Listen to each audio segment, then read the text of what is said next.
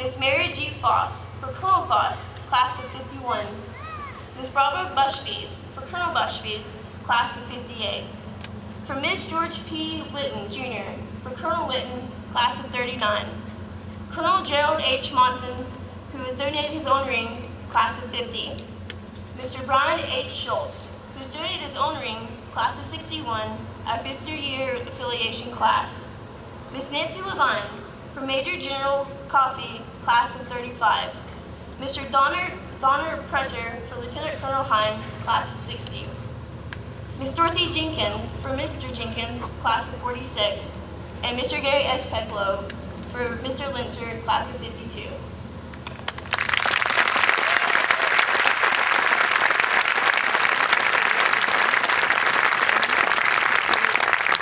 We'd also like to thank all our friends and family members who traveled from near and far to share in this special occasion.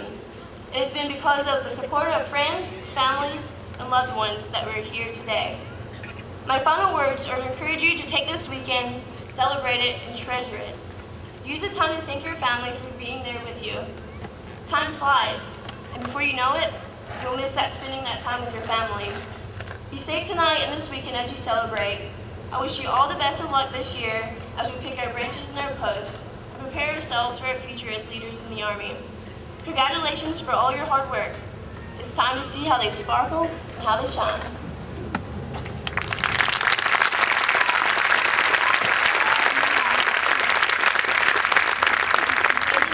Brigadier General William E. Rapp, the 72nd Commandant of the United States Corps of Cadets.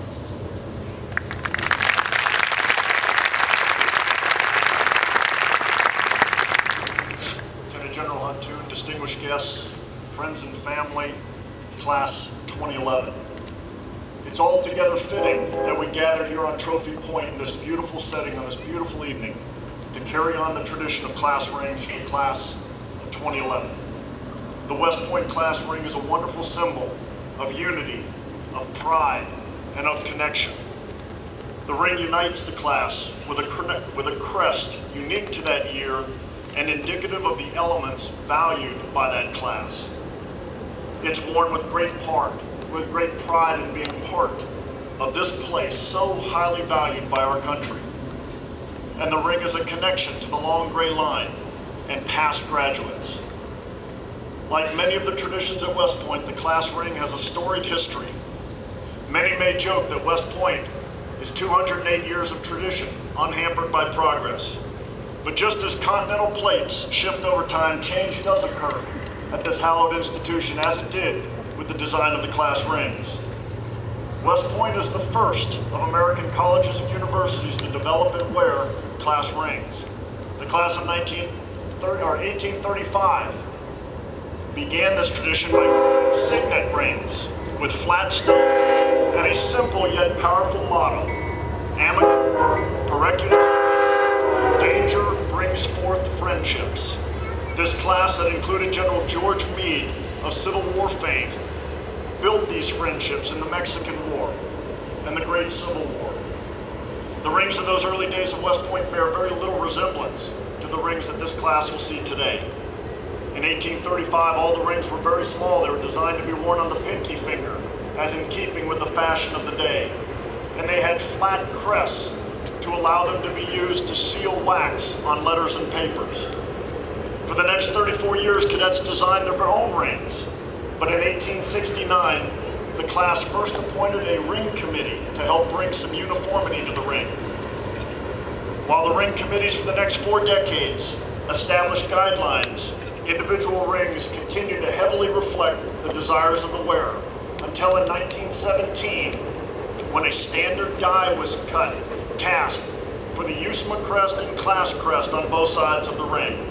And in 1921, the bezel with West Point, the 2 stars, and the class year was finally added. And thus began the tradition that brought unity to the class through a standardized design, yet choices only in the stone, gold content, and coloring. It's interesting to consider for a moment the required elements of a class crest.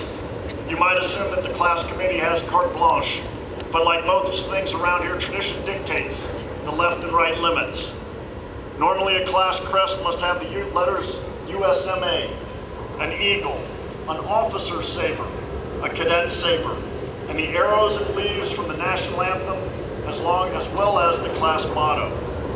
But just like Captain Barbarossa said in Pirates of the Caribbean, they're more like guidelines than rules. And your class varied from tradition and put George Washington on your crest instead of the arrows and leaves. And change does happen at West Point. But what doesn't change around here are the whispers and echoes from the ages that tell us to live up to the ideals we find on our rings. These voices from the past command us to live above the common level of life and to commit to excellence in all we do. Lee, Grant, Pershing, MacArthur, Eisenhower, and Schwarzkopf all stood on this very same ground as you stand today. They leave us a legacy to uphold and a challenge to face in our own lives.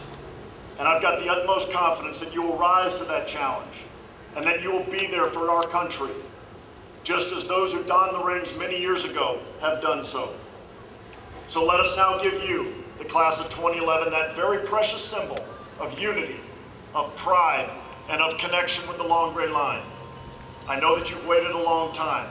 Just keep listening to those whispers from the walls and the grounds around West Point. They tell us duty, honor, country. Thank you, and may God continue to bless this great class of 2011.